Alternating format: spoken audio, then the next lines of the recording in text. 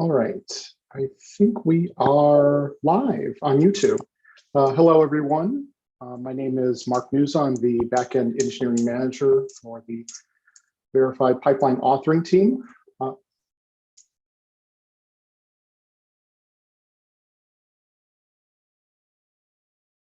right, so this is the 14.5 ops section R&D retro. And so we are going to be going through a few things today, a couple of discussion topics that I've kind of been able to extract from the issue. Thank you to everyone who's provided your thoughts and feedback. It's been great to be able to kind of go through that. And certainly if other questions come up during the discussion, that's totally fine. Just want to be sensitive to time. As it relates to action items from our previous retro, it looks like the MR for changes to our handbook as it relates to our processes and kind of experimenting here.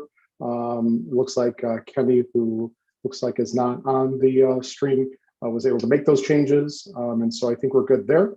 And so we could probably get started.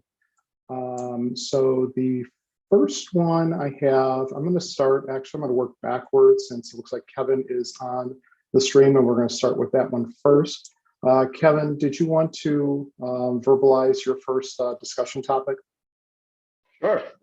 I was just curious how the different groups track time spent and in various types of activities, from feature development to things that are planned in terms of maintenance to unplanned maintenances such as outages that happen, to other things like bugs.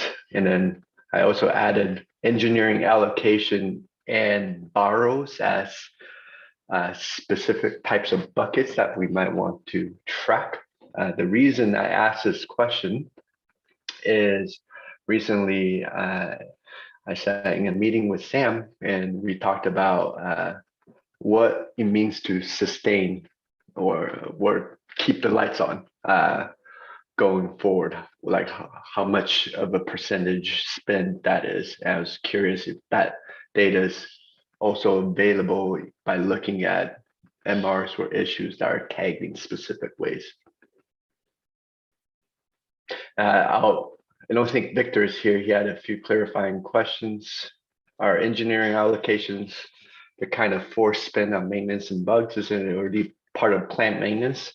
I think there's a few different ways of looking at it. For teams that are helping out, it certainly would be unplanned, and tracking that over time could yield some interesting learnings. So yes, it could be, but I think depends on the perspective. You can look at it differently.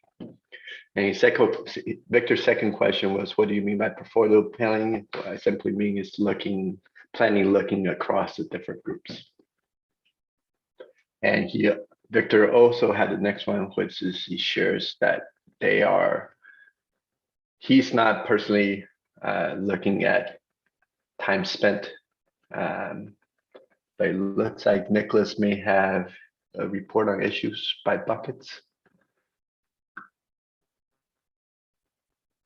Jackie, I'll turn it over to you. Super, thanks, Kevin. So I would say from a time tracking perspective, in Verify, we don't look at the actual time an engineer spent. There's like an engineering day or work unit that we have defined across the Verify team. But we've looked at issue and MR throughput as a measure for how long things take in a milestone. And some teams are using like a Fibonacci sequence from a weighting perspective. But I would say on a product side, we do look at maturity attainment of categories, how long it takes categories to reach their attainment of the next stage, from planned to viable to complete to livable and so on. I have also seen like other companies and organizations standardize on an engineering day and unit, and that's a universal way to measure how long something takes. And then you decompose issues with that. I'm not sure how open teams would be to using that sort of method. here, but I have seen that done in other organizations. And thanks, Dan, for finishing my statement there. You're the best. At least for me, your voice cut out in the last sentence. I wasn't quite sure what you said.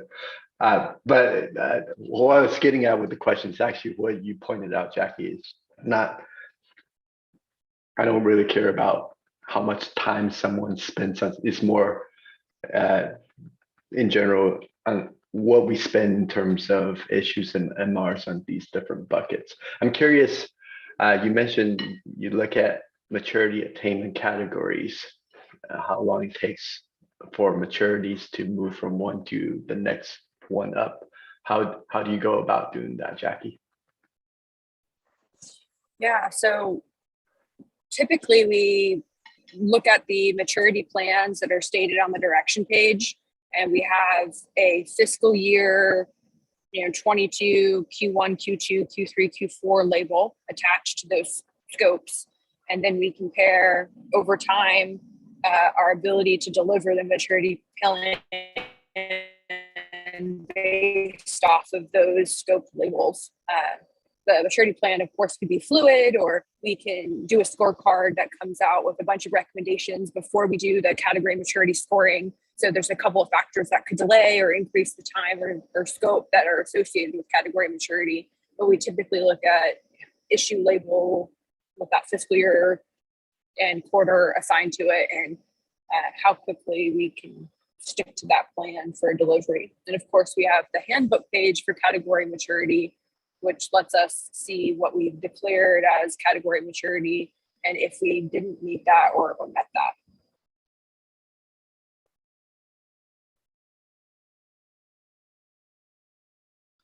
Thanks, Jackie. Sam, you had another comment? Oh, Yeah, sorry. just a link to one of the kind of performance indicator pages that we do classify MRs by type. So that could be another kind of signal for this, although looking at that graph, most of them are undefined, I think, in terms of the label. So I don't think at a department level we're, maybe tracking that closely enough to be useful here, but that'd be another kind of way to, track bucketing of effort.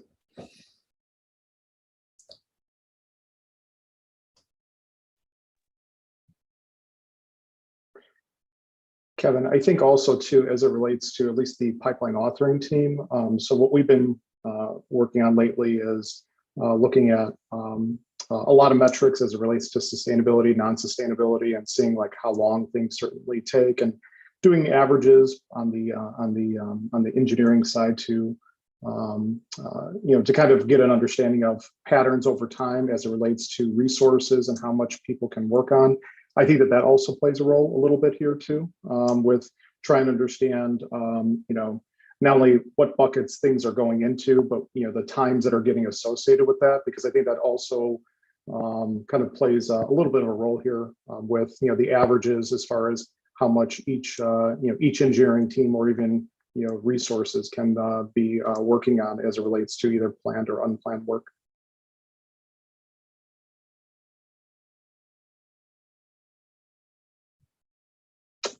Great. Did anyone have any other thoughts, comments, suggestions, ideas about this area, Kevin? Yeah, I was just going to ask, since we are not tracking closely the different label types in our MRs, should we try to? Is that something that we should aspire towards, or is it just too difficult? It shouldn't be a thing that we try to do.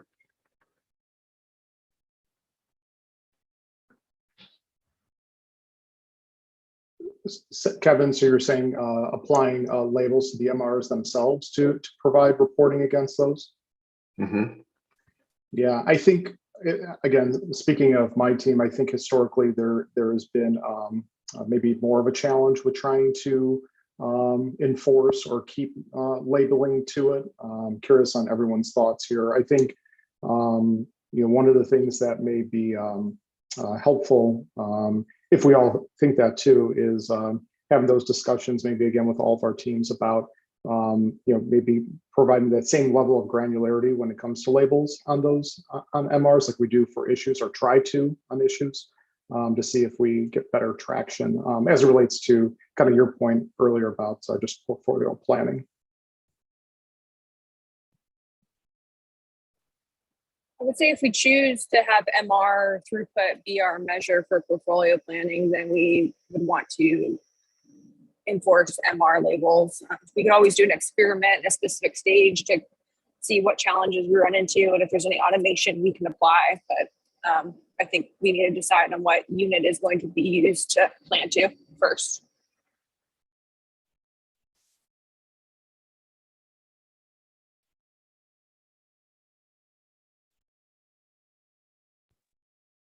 Okay, great. Sam, looks like you had a question. Were you going to say something? No, I mean, I was maybe just going to repeat what had already been said, which, I think there's some value. Maybe one thing I could add, I guess, since you prompted me, thank you, is that like defining the taxonomy could be another challenge there. No, it's not that big a challenge, but in order for that to be effective for like tracking, shifts in like the portfolio, we need everybody to agree on like what are the categories, and then apply those labels, which we could enforce with some automation if we wanted to. But looking at that chart there, we could ask like, are those the right categories that we'd want to track? At this point, and I'm not sure. Also, looking at this graph, I have a feeling that whatever labels are backing it, some are no longer in use. Like Backstage, for example, just drops off completely. I'm guessing because whatever label is behind that, we don't use anymore. And so I'm wondering, because in this year, we've changed the way that we do label categories a few times. And so I wonder if this graph is entirely accurate anymore. Also, I think that DangerBot gives you a warning if you don't have a type label on your MR, and we could maybe make danger fail instead if they don't. I mean, it's easy enough to add the label and get your pipeline passing again. Yeah, I think the Backstage thing where there was like a kind of policy change, I guess, where there's a decision to stop using that because it was kind of vague and maybe not that meaningful. And then, yeah, you do see maybe the last quarter, more undefined. It seems that there, where we've seen a drop off in feature development and a increase in undefined development. So, and an increase in security too. So, yeah.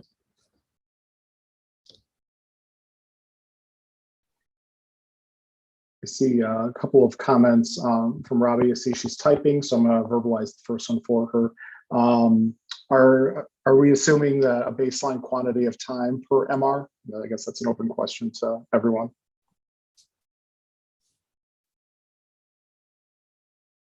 I would say no, we're not, but that we have the value of iteration in kind of our approach on MR rate, that there is a kind of deliberate intention and pressure to keep the MRs as small as possible. So there is kind of a desired size, which is minimal, and that most of them probably kind of bucket down there, but I don't think we translated that into like a specific unit of time. We do though track like time through the cycle. So like how long are things waiting on review, those types of metrics. So there is that visibility into the time generally things take to get through. So I also want to be sensitive to time and having 10 minutes left for our other topic too. So if everyone is okay, I'd like to shift to the other question, but certainly please feel free async to provide answers to any of the additional questions that are rolling in here. Okay, so the next one came in from Alana, and she was, I believe she's on the stream, so I will verbalize for her. I'd love to continue to hone in on completing what we commit to a planning in a planning issue. For 14.5, I've started including labels in the notes column for the planning issue to provide additional context. What else could be helpful? How are others sizing their planning issues, reconciling what is getting done versus what's in the workflow in dev through the milestone, and course correcting for future milestones as issues were planned got missed. And so Victor, I'll also mention his comment. We use epics and issue boards, and our planning issues are about the goals and context settings. The planning board and the current board are my primary point of information. We thought about adding workflow labels to the current board because lab does not serve us very well in ordering the deliverables and stretch. Might be mixed up and labels are not applied automatically, for example, when an MR is added to an issue. We follow how issues stand mostly through questions in Slack and team meetings. By using epics instead of simple issues for front end, back end, plus everything else through milestones, it's simpler to have an overview of all the work needed. From a pipeline authoring standpoint, one of the challenges, I think, similar, one of the hot topics we've been talking about lately is it'd be nice if there was like an MR board, just so that we could get better understanding of, just the volume of where things are moving through and how things are going as far as statuses. I know that has been something that we've talked about before, within a group setting. I think as it relates to the planning issues themselves, pipeline authoring has started to adopt using iteration cadences. And so what we've been trying to do is make things a little more manageable within our iterations, which are only 2 weeks long right now. Just so that the items themselves, as far as the labeling, as far as stuff that's getting stuck in workflow and dev, we understand why it's getting stuck in workflow and dev. Is it because it's just taking more than 2 weeks, which is quite possible and completely fine, or is it something that is a repeating pattern that we can try to get out in front of? Because the sense of accomplishment in 2 weeks is a really good thing within the team. I think it helps just people feel a sense that they're getting stuff done. Especially in the milestones too, but that's kind of how we've been managing it.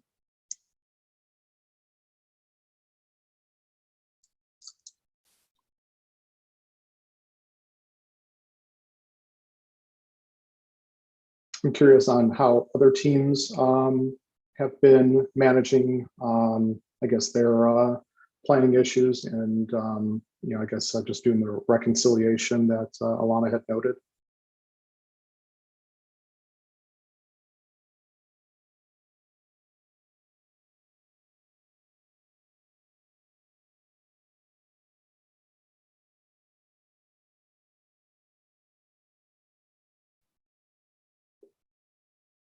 One thing I will say that has been kind of a challenge, I think, is tied to this a little bit is understanding if we're getting if things are getting done in the milestone, how we can find that right balance between maybe preceding things more upfront in our planning issues as far as deliverables.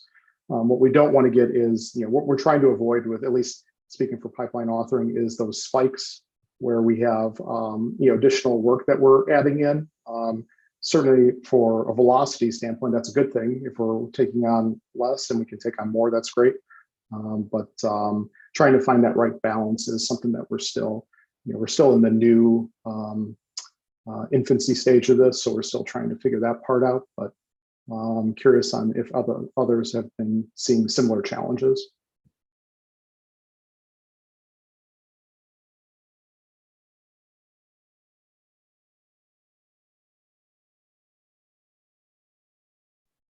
Or if everything is going absolutely perfect and I'm the only group that's having this challenge.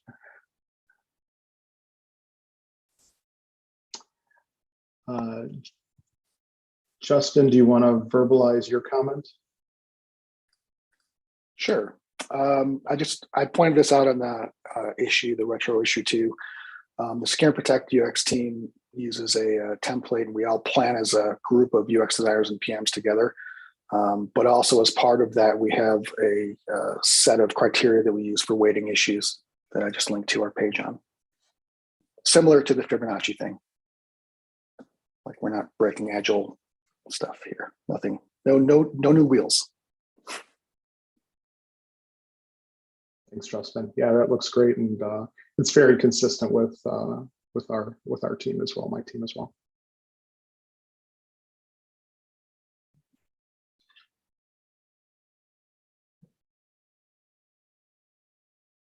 If there's no other discussion points, I know that Kenny, looking at the video from last month, was getting to the fun part, which is action items for the next retro. And so I guess the questions that that I was looking at that that we've talked about is, should we be exploring, like, and this is to the team, I guess, a question of whether it makes sense to do this as an action item, is looking into potentially labeling MRs. Are we looking? Is there other things that we could be considering as a good next step action item that we could be exploring? Are there other things that jumped out to all you that you've seen that might be a good action item?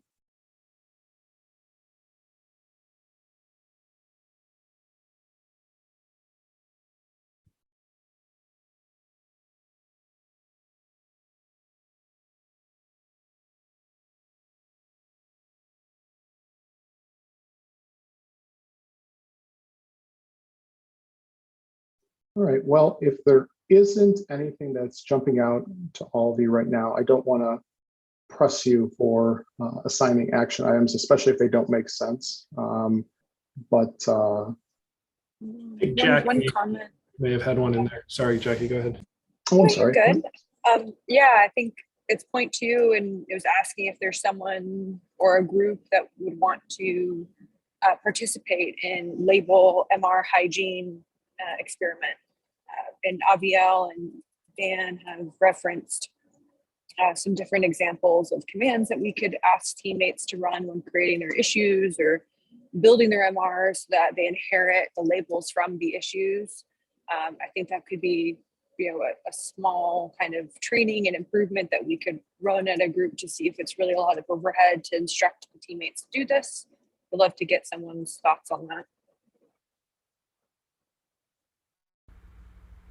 Yeah, I think, Jackie, thanks for bringing that up. We kind of addressed a couple of ways to get some label hygiene a little bit more in line with MRs, but as far as the team wanting to run that experiment, I think that's the sort of only unanswered part of your question, if people want to sort of address that.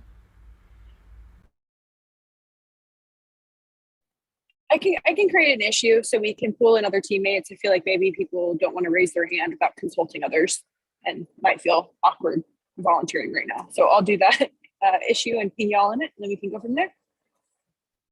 Thanks, Jackie. Yeah, I will also take it as an action item to discuss during our weekly with my team on Wednesday. I'm certainly always a volunteer to help with these efforts, especially if it gets us to better alignment and streamline things.